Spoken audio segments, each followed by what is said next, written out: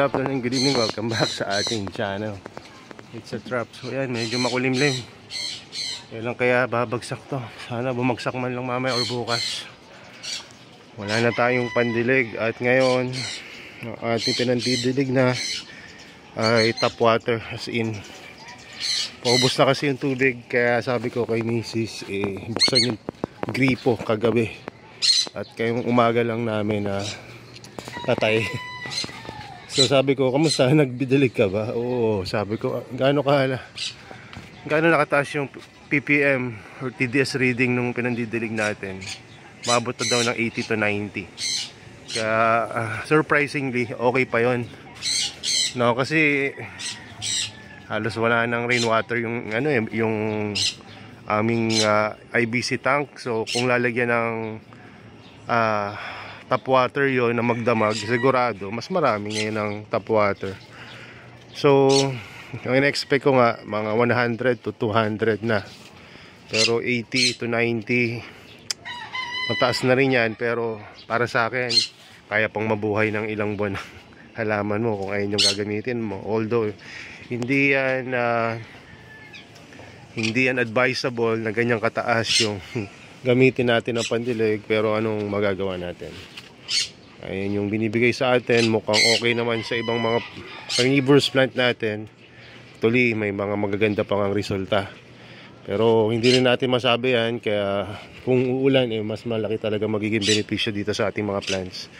Itong ang mga halaman dito, mga non-carnivorous plant, tingnan nyo, natutuyo na. Hindi na maitanggi na talagang no? Alam nyo yan, ganyang dry dito sa amin. Hindi na may tatanggi na sobrang na yung epekto ng El Nino dito sa lugar. At yung ibang mga plants talagang bumigay na rin, no? So nanidiligan to ng regular ha, itong mga nandito sa second floor na hindi namin nahayaan to, pero ayan, ganun pa rin na nangyayari at natutuyo pa rin sila. So ganun pa man, papasalamat pa rin tayo at buhay na rin tong grapes na pinutol natin bago mag El Nino. Sayang, dapat pala hindi ko pinutol, pero naikabit naman natin tong net, di ba? Kaya naging para sa akin think naging maayos naman. No? So hindi lang makatubo ngayon ng maayos itong mga grapes natin kasi nga may net. So okay lang yan, kasi ang plano ko ay i-gagrap ko to ng mas masarap na grapes. Kasi itong grapes na meron kami dito ay wine grapes. Ang wine grapes po ay hindi ganun katamis kapag kakainin mo, na tulad ng mga binibili natin sa palengke or grocery. Dahil iba po yung wine grapes, iba rin ang table grapes. And ang wine grapes talaga mas mataas nga ang sugar content niya pagka nahinog. Kaya lang iba talaga ang lasa ng table grapes. Talagang malinamnam at matamis. Etong wine grapes maasim siya. Tapos tumatamis lang siya talaga pagka hinog na hinog. Ang hirap naman napahinugin dahil naunahan ka na ng mga ibon. Kaya ang gagawin ko ay lalagyan ko siya ng i-grab ko. Ibig sabihin duduktungan ko ng mas magandang variety, no? Ayun. So ito yung update dito sa taas after ng mga ilang mga panahon, linggo or ilang weeks na hindi tayo naakyat, nakakapag video. Pag napunta ako dito ilang minuto lang at bumababa agad ako. At gusto ko ngayon, dahil wala akong pasok bukas at sa isang araw, yun, magpo-focus tayo dito sa taas. At plano ko rin maglilipat ako ng mga bees natin papunta sa kanilang mga bagong bahay. Kaya lang hindi na kayanin din kasi kailangan ko pa bumili ng mga kahoy at materyales kasi gagawin ko pa, di ba? Tapos idilipat ko. So hindi pa ako ganun kagaling maglipat ng mga feral hive ang tawag dyan, papunta sa bagong nilang tirahan. So sa isang araw pa lang ang kaya ko kasi hindi pa ako ganun kagaling. Tsaka wala pa akong ready ng mga bahay. Anyway, nandito pala ako kasi sinabihan ako ng wife ko na meron daw nag-flower. Ito, ang data po to CNCs at meron nga nag-flower dito. At plano ko tong i-cross doon sa isang pingikula na nandoon sa loob. So tingnan ko baka may nag-flower pang iba, pero sa ngayon ito pa lang ang isa nakikita ko. So kunin na natin to para ma-cross natin doon sa isa.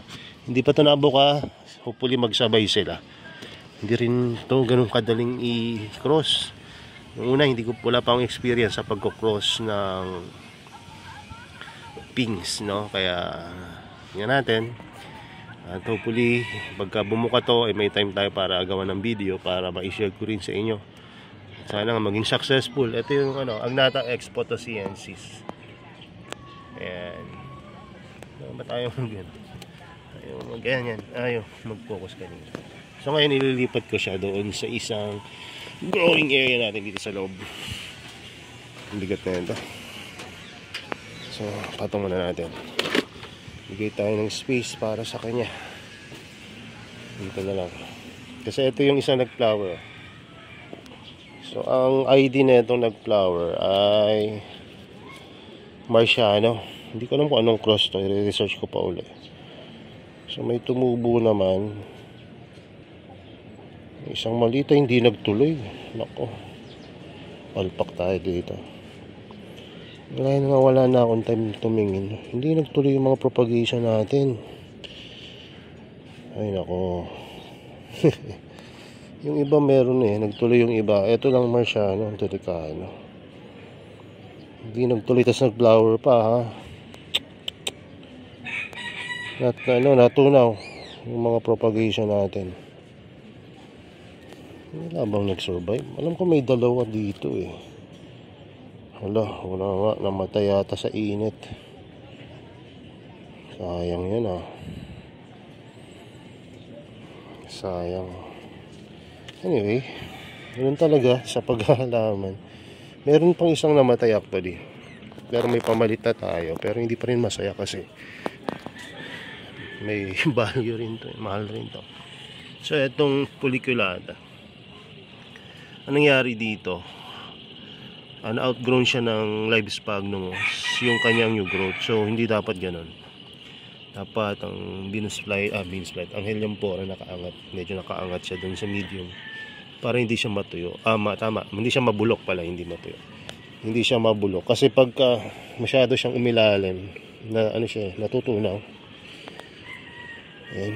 So minessage ko agad yung binilan ko, sabi ko meron ka pa dyang isa.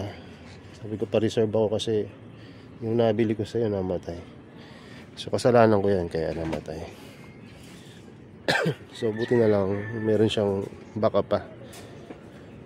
So hindi na ako nagtatry mag-collect pa ng iba unless full species siya. Yung hindi siya hybrid. Although may mga hybrid tayo dito, pero mas ginugusto ko ngayon na mag-collect ng mga full species kasi mas mataas ang value ng full species kaysa sa hybrid, no? Kasi yun nga, mas slow grower ang mga full species kaysa sa mga hybrid na Helianthera. Ang laki na itong minor ko, tingnan nyo. Hindi ko akalain na ngayon siya maglalaki ng ganyang kalaki. Samantalang hindi ganun kaganda yung growing condition niya ngayon. Dahil una yan, nilagyan ko ng additional shade. Pangalawa, yung tubig na ginagamit ko sa kanila sobrang taas na ng minerals. Mamaya i-test natin. Ito saktong-sakto. Nandito yung TDS meter. Tingnan natin kung talagang 80 plus na nga or 70 to 80 na. So ito nasa 47 pa lang. Aba, nakakagulat to 47 talaga. Tingnan natin tong pandilig na sinabi ni Mrs. Gold. 78 na. Ayan, 78 na. Nakong taas na ito.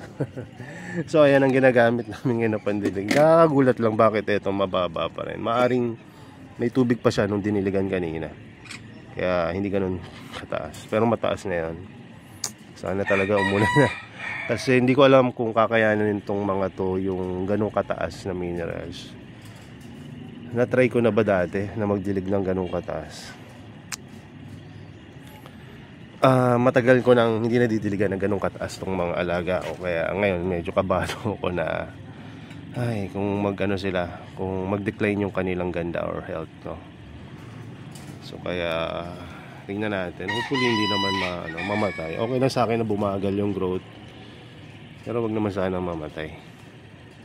Bakit ayaw ko pa kasi magpakabit ng reverse osmosis? Kasi iniisip ko baka magtag-ulan na, masayang lang. Tsaka ang dami kasing water, yung tapo ng tubig pagka nagre-reverse osmosis. Kaya parang nadalawang isip pa ako eh. Kung mare-reverse osmosis yung balon namin dyan, mas maganda. So ito, hinihintay ko yung growth na itong Ionaceae. Wala pa.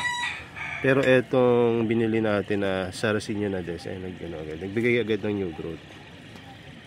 Diba? Ayan, ito yung new growth niya. Tapos yung etong mga Pulchella, meron na din. Ito nga lang talaga Ionaceae, wala pa. Pero ang maganda kay Ionaceae kasi dadalawa yung picture niya, hindi naman nababawasan. Ayan yung Ionaceae, dalawa lang yung picture. Hindi nababawasan yung picture niya, kaya medyo masaya ako dyan. Ang kinalulungkot ko lang talaga itong Folliculata. Pati nga lang talagang hindi ako bumili ng sobrang dami ngayon ng halaman kasi nga wala akong time mag-alaga sa kanila ngayon. So ito yung iba pang plant ko. Ayun, nag-produce na ng mga big growth. Kung natatandaan nyo, nag-miss tayo dito ng Maxi. Iniisip ko baka dahil doon yun. Maxi, tapos nag-fertilizer pa tayo. Tapos ito lang talaga. Ito lang yung natuluyan. Ito sana yung hindi naman gusto ko mamatay ito. Ito yung sa tingin ko mawawala. Pero biruin nyo, itong Heterodoxia X minor na to, wala na itong mga ugat. Tapos natuyo na rin sila. Pero ngayon nagpa-perk up na, may mga bagong growth na siya. So ibig sabihin, may chance na itong magtuloy, mabuhay. Ito talaga, masama na talaga lagay nito. No?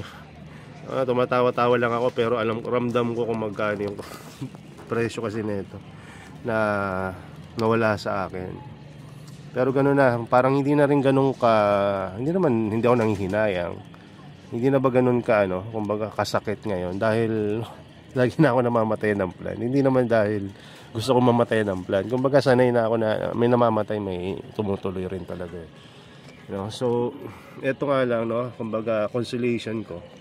Etong mga nabili ko dati, mga nauna, ayan, may mga new growth na. Ayan, may mga new growth na sila. Tapos, may natuto talaga ako dito sa bago kong tanim na to, na namatay. So ayun yung mahalaga, pag namamatay na kayo, at least sana may matutunan tayo. Kasi kung wala kayong natutunan, sayang namatay na nga, hindi nyo pa natutunan kung bakit namatay. Para next time may iwasan nyo na. So ito yung propagation ko, may bago ng growth, at kasi laki na siya ng mother plant na dating pinagkuhaan ko sa kanya.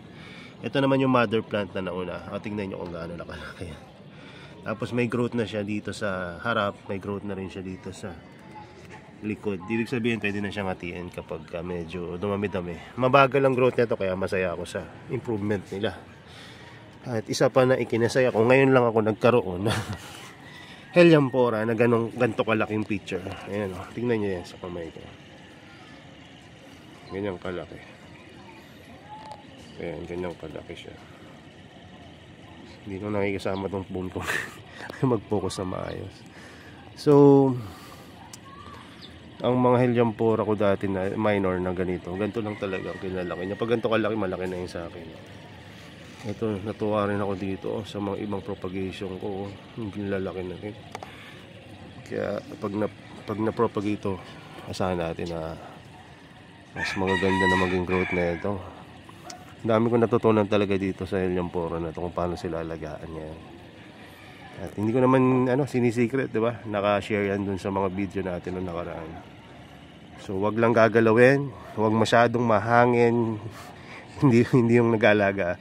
Wag niyo ilagay sa masyadong mahangin na lugar. Kasi pag nasa mahangin siya na lugar, tendency lumiliit kahit naman yung mga Venus flytrap ko doon, pagka doon sila nakalagay, mas mabagal yung growth nila kumpara dito sa mga Venus flytrap na nasa loob. Bakit hindi ko na lang takman? Yun nga, pinag-iisipan ko na takpan ko na yung paligid para tumaas yung humina yung hangin. So siguro gagawin rin natin yan. Patibahin lang natin yung pundasyon dun sa second floor kasi medyo alangan ako dyan eh, no? Siguro papaweldingan natin yan pag nagka-budget ng kahit papaano. Tapos tsaka natin lagyan ng plastic para wala talagang alog. Kasi ngayon hindi naman na alog, pero pag humangin ng gusto, natatakot ako kasi parang hindi naman ganun kaganda yung structure ng ating growing area. Kasi mga kaibigan lang natin yung gumawa yan eh. Although naka-welding lahat yan na maayos, gusto ko pa rin palakasin yung second. Kasi itong third okay na dito eh. Yung second lang talaga, doon yung medyo nagalaw yan dati nung bago ko pataasan pa. Anyway, hindi naman yun dapat pag-usapan na. Ito na. So, etong mga halaman natin dito, ayun yung aking naging observation. Mas maganda hindi ginagalaw talaga itong mga plants. Na tulad, halimbawa, may halaman kayo, okay naman yung growth. Tapos, nag-isip kayo, gagalawin ko para, halimbawa, paramihin o kaya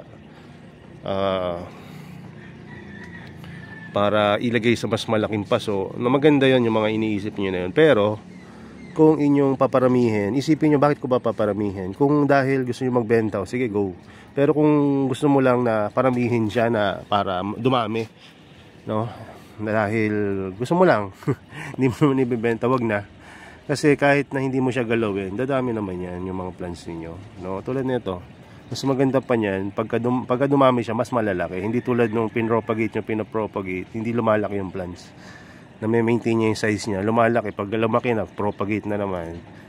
Okay rin yun kung gusto niyo magbenta. Pero kung personal collection tulad nitong Helianthera ko, na hindi ko talaga minamadali ring ibenta, talagang for collection lang muna to hanggang sa ngayon, masarap makita yung plants na ganito ka-vigorous at kaganda.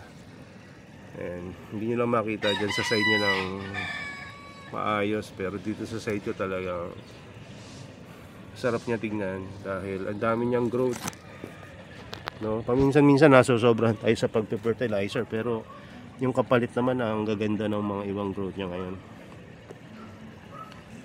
Ayan, ang dami, diba? Hinayang nga ako dun sa pinenta ko dati, yun nandito. Pero ang in-expect ko kasi mabubuhay nila, yung mga ibang nakapili hindi nabuhay, sayang rin. Ang hinayaan ko lang muna dito yun, sana naparamin pa natin. Pero ganun talaga, no? So ayan, yun ang ganda ng growth nito. Ayan. So ito naman yung iba. Ayan. Marami nagtatanong sa akin about dun sa dormancy ng Sarracenia. Pasensya na po, wala pa kasi akong experience sa pagdo-dormant ng Sarracenia. Kung meron man, napakaliit, napakababaw pa. Hindi pa ako ganun kagaling talaga mag-alaga ng Sarracenia. Kaya hindi ako naglalakas loob na mag-alaga ng SARS. May napansin pala ako dito sa ko. Tingnan yung ganda ng pinaka nectar cup niya. Ayun, ang ganda, halos magano na. Ito naman, nalabas lang tong leaf jump na to. Minsan lang ako makita ng gantong Helianthera. Nagkaroon ako na ito last 3-4 years pa sa Helianthera nutans. Pero nung nagbigay ng ganito kalaki, napabayaan ko naman, namatay yun. Yung nutans ko na yun na lumaki talaga, as in ang laki. Leaf jump, as in leaf jump eh. Ito sana naman hindi mamatay.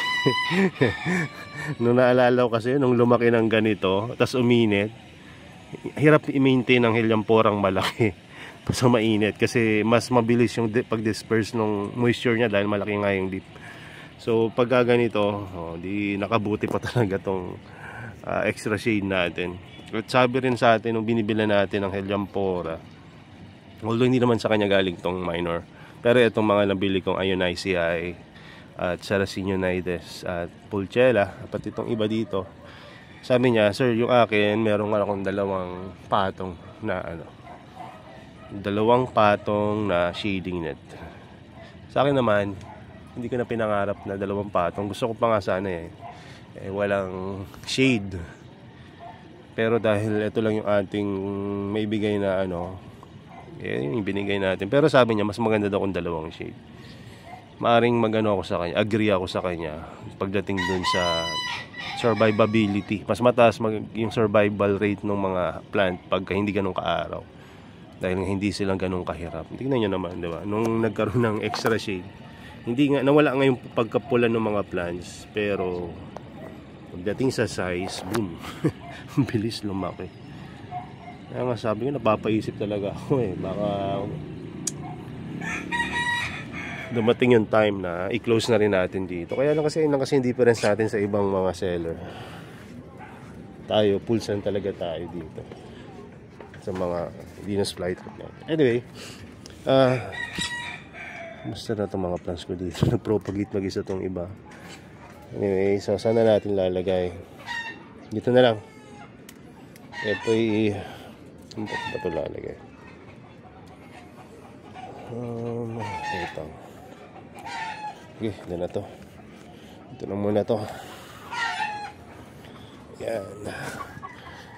Dito muna itong mga seeds natin. Yung maate dahil titibay na yan. Tapos ito namang pagka may mga flower yung mga plant ko ngayon, pinapasok ko kasi para mataas yung chance na mabuhay ko yung plant na nag-flower. At pinagtatabi ko sila doon sa ito.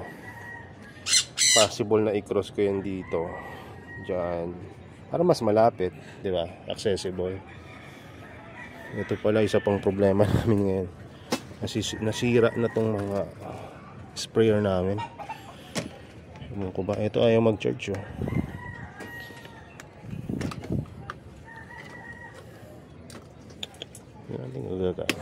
Ayun, gumagana na. Palpak na yung mga kailangan na natin. Kung anong gagawin na natin. Bale, pagka nagka-time, madali lang naman yan. Ang dami ko naisip na idea kasi pagdating sa watering, baka i-water train na natin lahat para hindi tayo dilig ng dilig. Ito naman yung mga bikal karata natin. Nung nilabas ko sila papunta sa low humidity, tingnan nyo naman. Mas parang gumanda pa sila. Lumabas na yung mga pangil na. Samantalang nung nasa baba ayaw lumabas ng mga pangil. Ngayon lumabas na yung pangil nila. Nakita na, diba? So nung nasa baba yan, kailangan ko pang hanapan ng angulo para makita yung pangil nila. Pero ngayon kitang kita na. Tsaka dito mas accessible sila ng mga ants, kaya mas nakakakain sila dito ng mga langgam. Tingnan nyo to, puro langgam yan. So natin ang kumita. Ayan, sa ilalim. Hindi lang wait lang Hopefully malinaw-linaw na ito ako sa kanina. So ayan, may mga langgam na siya sa ilalim. So kung sisilipin natin, may mga langgam na rin sa loob. At marami na rin. Ayan Kaya totoo pala talaga na yung langgam nakikinabang sa kanilang nectar. Tapos maraming langgam na namamatay dahil nahuhulog dito. Sarap siguro yung nectar sa kanila yan, kung langgam. Ayan. So meron din nakapag-comment sa akin, pero ang sabi kasi sa akin ng source, pure Bicol Karata to. Pero may yung nagsabi sa kanila sa mga group, na pati to hybrid daw. So hindi ko na rin kukontrahin yon, baka hybrid. Tingnan natin pag lumaki. Pero ang mahalaga sa akin buhay siya, kasi ito yung Bicol Karata na na naputulan ng ugat, karoon ng aneurysm. Hindi naman aneurysm pagputok ng ugat yan, di ba? So ito naputulan ng ugat, literal talaga. So naputol yung ugat niya nung medyo bad trip ako, umakit ako, tapos tinanggalan ko ng damo to. Sa pagtanggal ko ng damo, sumama yung halaman dahil yung damo pala, or yung fern nakakapit sa kanya na aking kino-consider na damo, ay nakaikot sa kanyang root. Kaya nung hinila ko, pum, cut pati yung main root system niya. So wala nang root, tinanim ko. Hindi ko na tinanggalan ng dahon, tinanim ko siya as is. At ngayon, eto na. Ito na yung bagong mga roots niya. At may ayun, ito yung, kaya gusto ko to pickle karata na to, hybrid man to or full species. Ito, papakita ko sa inyo. Hirap mag cellphone ko. Ayan, meron na siyang agad na uy! Dito na tayo. Nagganam pa yung mga seed grown ko na mga Nepenthes. So dito tayo, balik tayo. Sorry. Ayan, ang ganda nung kanyang teeth. Ayan. So ayan labas agad talaga yung teeth niya. Bata pa lang to, bago pa to maputol. Bago ko pa siya maputol. Maganda na yung growth ng kanyang mga teeth. Kaya sabi ko, ang ganda na ito. Ito yung Bicol Karata na bata pa lang, naglalabas na ng teeth. Kasi kung observe nyo yung ibang mga Bicol Karata, pagka maliit pa lang, hindi nyo makita kung nasan yung teeth unless tatanggalin nyo yung lid. Pero eto, tingnan nyo itong mga ibang Bicol Karata. Grabe talaga itong cellphone ko. Wait lang tingnan nyo itong Bicol Karata na ito. Hindi siya hindi nakikita yung teeth niya. Kaya nga nung una sabi ko baka hybrid to pero maganda naman, digit naman yung source natin. At nung lumaki, dun ko nga nakita yung teeth niya. Nakitang-kita talaga. Tulad nung pinakita ko sa inyo doon. So, anyway, ito yung mga gusto kong i-share sa growing area, kung ano yung mga update, Sa mga flowering Venus flytrap, may nadagdag rin pala tayo. Ito ay hindi pa ako sigurado kung ano to Meron kasi akong isang tray na halo-halo doon yung phalanx, Phalish, Trebs, and mga clone, So typical na siya, kung para sa akin typical. Pero pag after nito mag-flower, akin pong i-check ko kung ano magiging itsura niya, kasi alam ko naman yung mga plants ko dito kung ano itsura. Lalo na to, mga matatagal na kasi sa akin to Kasi nga nag-flower siya, palagay ko magtutuloy lang dito na flower, iilan, baka isa or dalawa. Pero nilipat ko na siya dito para ma-cross, kung may extra mga pollen tayo makuha sa ibang mga BFT dito. Cross natin dito sa, ito ang ganda ang ganda na ng red BFT. Ayan Ayan. Tapos yung mother plant, medyo pumayat pansinin nyo. Ayan yung mga new growth nya. Ayan yung isa sa mga dahilan kung bakit ayaw ko rin mag-flower talaga sila nung una. Kaya katayo ng cut. Pero ngayon, dahil hayaan na natin sila mag-flower. Gusto nila mag-flower hayaan na natin. So itong iba, ito yung isa pinakamaraming flowers sa tingin ko na mag-produce or seeds na may produce kung sakali na maging successful. Ito yung gap teeth. Ayan, gap teeth. Tapos ito, sakto lang, meron tayo dito na panel trap, nag-flower din. At ito yung red moon trap, ito yung isa sa mga pinaka major rare na sabi nga isa kong kaibigan, sana sir pinag-flower mo na lang tong salmon. Ayun nga rin, sana nga pinag-flower ko, pero naputol na natin, wala tayong magagawa doon. So susunod na lang na may mag-flower uli, anuhin natin yan, ituloy na natin. Kung sakali magiging successful ako sa pagpo-pollinate. Tingin ko naman, kung susundin natin yung mga guide, magsagiging successful tayo sa pagpo-pollinate na itong mga flower na to ng Venus flytrap. At may nagtanong pala sa akin, ano daw ba ang sekreto or anong ginagawa natin para mag-flower itong mga Venus flytrap natin? Unang-una, sa totoo lang, kumbaga, kung magsasabi ako sa inyo ng totoo, hindi ko talaga alam. Pero parang may isang factor akong naiisip kung bakit sila nag-flower. ayun yung galing sila sa malayong biyahe, no? Dahil sa stress, nag-flower sila pagdating dito. Ganun kasi yung nangyayari dati sa mga iba kong mga galing sa malalayong lugar. Dating nagpa-flower. So usually kinakat ko yan para mas vigorous yung growth ng mga halaman. But in this case, dahil mas nauna silang mag-produce ng mga traps kaysa dun sa flower, hinayaan ko na. So iniisip ko rin na dahil doon, pero bakit kaya nag-flower din tong isa na matagal na dito sa akin, 'di ba? So ano kayang dahilan? So maaring talagang flowering season nila, no? At siguro kung may mga mag-flower pa uli, kasi ayun hindi galing sa malayo to, galing lang yun dyan, matagal na yun dyan. So maaring dahil siguro season nila mag-flower. Kaya lang nga, kung season nila mag-flower, bakit yung iba hindi nag-flower, di ba? Yun lang mga yan. So, update ko kayo kung ano magiging mga pangyayari dito para matutunan natin yung mga bagay na yun. Kung paano pag-flowerin, kung paano pag-pollinate, kung bakit nag-failed ako, sakali mag-failed ako sa pag-pollinate. Wala talaga kasi kung ano dyan. Kasiguraduhan ko magiging successful yung pollination natin. Ito pala yung plant na sabi ko sa inyo, kahit hindi nyo i-propagate, dumadami, no? Diba? Isang malungkot na halaman yan dati dun sa loob.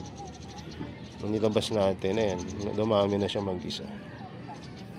Diba? So, kung hindi nyo naman kayo magbibenta, hayaan nyo na lang. Masyadong gumanda.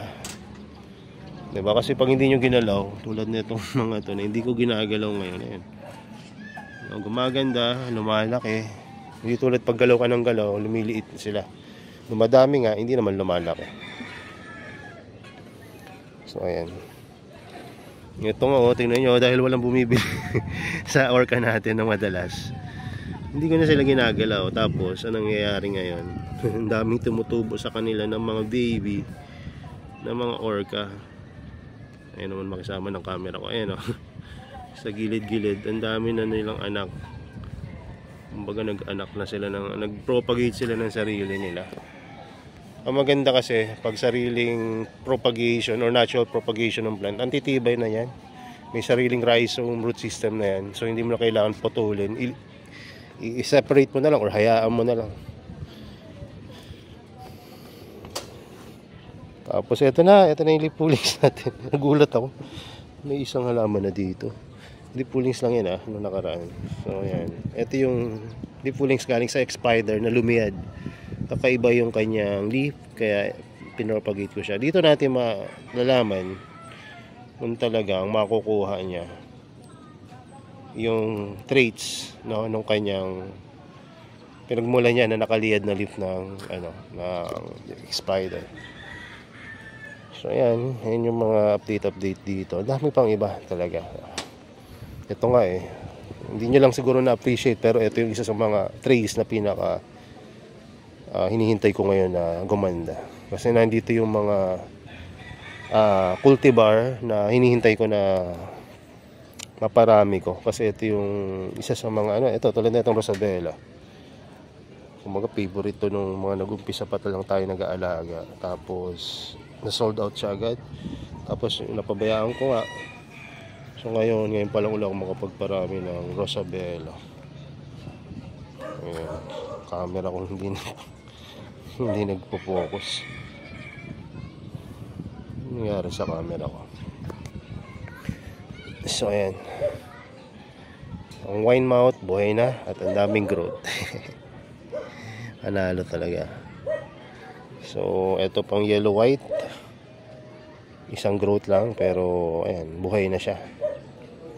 Daming mga nag-multiple growth point dito Itong wine mouth, lunatic fringe, Pacman, double trouble, isang lang. Pero kita na yung traits May mga parang mutation na yung kanyang mga traps. Hindi lang talaga mag-focus. Ayan, may mga mutation na yung mga traps niya. Tapos ito, multiple growth point rin ang space. At managulat ako dito sa Rosabella. Nag-multiple growth point rin siya. Tumpok yung kanyang tubo. Ayan Ayan, sa loob tumpok yung kanyang tubo. So hopefully maparami na natin ulit itong si Rosabella, pati yung ibang mga plants. So ayun na muna, dahil itong kita nyo camera ko ay makisama hindi naman ako bibili ng bagong cellphone. So eto naman si Azura, yan, may successful propagation na tayo dito, and soon magpo-propagate ulit ako nito dahil nakita ko siya kung paano ko siya, ito pala kung paano ko siya paparamihan. Napakadali lang paramihin itong Azura, no? Ang ano lang, wala masyado pa sa market na nagbebenta na mura, kaya maintain pa yung presyo na ito. Ay, may nabunot akong halaman dito. Once na may maintain kayo ng plants nyo, ingatan nyo na mabunot tulad ng nangyari ngayon. Tapos i-replant nyo lang, so tubo na yan ng maayos. Ayan.